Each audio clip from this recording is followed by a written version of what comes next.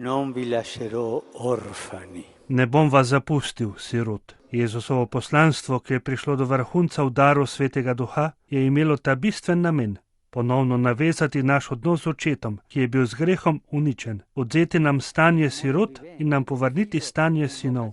S to trditvijo in Jezusovimi besedami iz Janezovega evangelija se je začela homilija papeža Frančiška, ko je na današnji praznik Binkošti dopoldne daroval sveto mašo v Vatikanski baziliki. Apostol Pavel je kristjanom v Rimu pisal: kajti vsi, ki se dajo voditi Božjemu duhu, so Božji sinovi. Saj niste prejeli duha suženjstva, da bi spet zapadli v strah, ampak ste prejeli duha posinovljenja, v katerem kličemo Aba, Oče.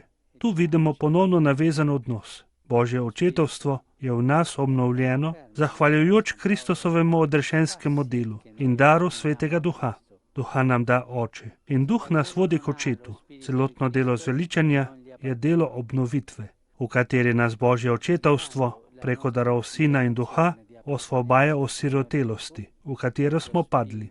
Tudi v našem času naletimo na razna znamenja tega našega stanja sirot. Tista notranja osamljenost, ki jo čutimo tudi sredi množice in ki včasih lahko postane eksistencialna žalost. Tista domnevna neodvisnost od Boga, ki jo spremlja neka določena nostalgija po njegovi bližini. Tista razširjena duhovna nepismenost, zaradi katere smo nezmožni moliti. Tista težava, da bi večno življenje občutili kot resnično, kot polnost občestva, ki kali tukaj in se razcveti onstran smrti.